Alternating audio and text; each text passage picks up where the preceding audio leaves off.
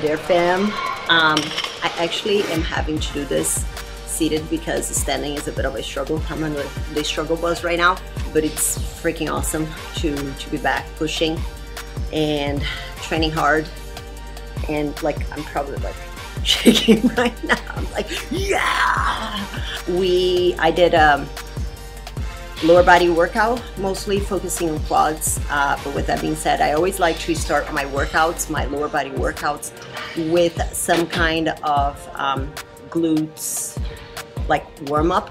I just feel it makes me stronger to get the glutes like woken up. So that's why I started with the B stance hip thrust. 10 each side, 3 rounds, just to get the blood flowing.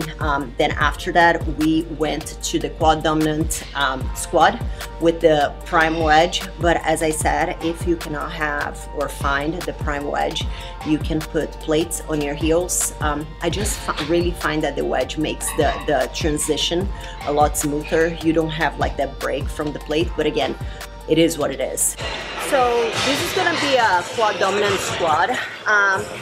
I normally, when I'm doing a quad dominant squat, I like to use this by prime. You can either buy the whole thing, or they have like separate, 2 little chunks.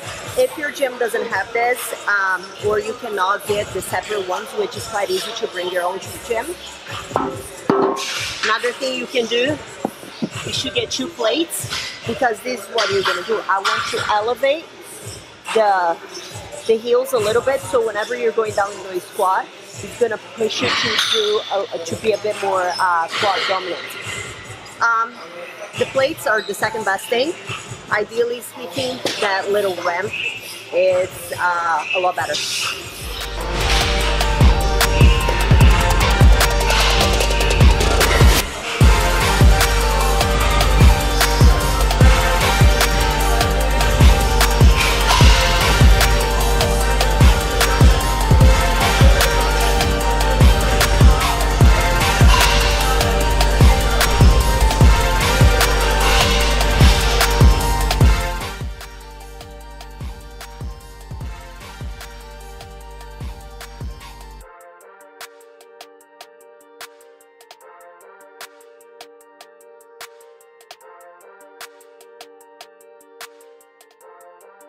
So if you don't have the wedge, just use the plates.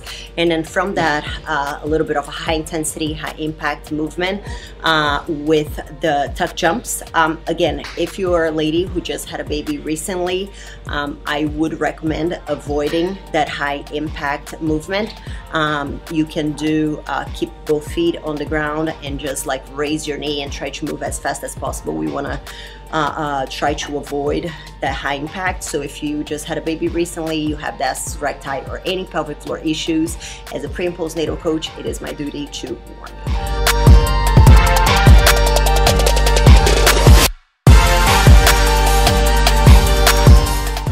After that, after the quad dominant and the tuck jumps, we went to a Smith machine. I really like that combo on the Smith machine. One, because it's time efficient in a way that you're not like faffing about moving everywhere.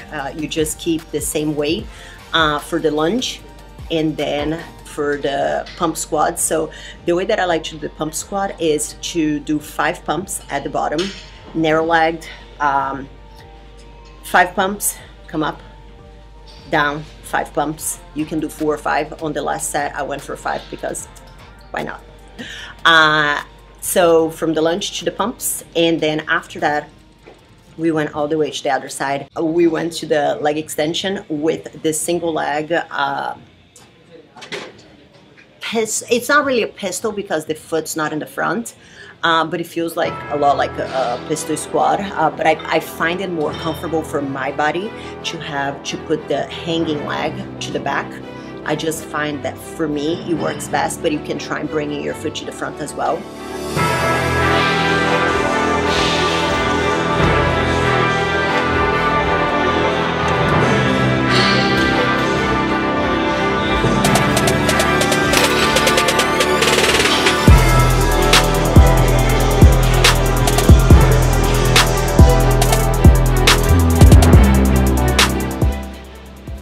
you do not have a kettlebell, you can totally use a dumbbell too. TRX, if you have it, great. If you have the poor cousin of the TRX, that works too. And even if you have rings, like a lot of CrossFit gyms have, you can use the rings as well. Basically anything that you can hang from. So we did that, and to finish with the cherry on top of the icing and kill it, I did a drop set on the leg extension, and that was it. Before that, I warmed up with a little bit of cardio. I personally prefer, like, this is a question that I get asked all the time in regards to the cardio. When do you do the cardio? Is it better in an empty stomach? Well, the research shows that there isn't much difference with doing your cardio on an empty stomach or not from a fat loss standpoint. My take as a coach is I always tell my girls, do your cardio when it fits around your schedule, because I can create the most amazing, beautiful design, the cardio plan and workout plan, but if it doesn't fit around somebody else's schedule and they don't do it, it's worthless. So do the cardio when it's best for you. Before or after workout, the research says that it's best after the workout, marginally, but again, it goes back to what do you prefer. Natalia, me, I personally prefer doing my cardio before. It's the time that I use a lot of times to catch up with my work emails, answer DMs on Instagram, make my posts, and just when I'm doing courses, I try to take courses quarterly just to stay fresh. That's normally when I listen to the like lecture part of a lot of courses that I have been doing online. So it's just what I prefer. Again, whatever works for you, whatever you can fit around your schedule, and whatever is best for you.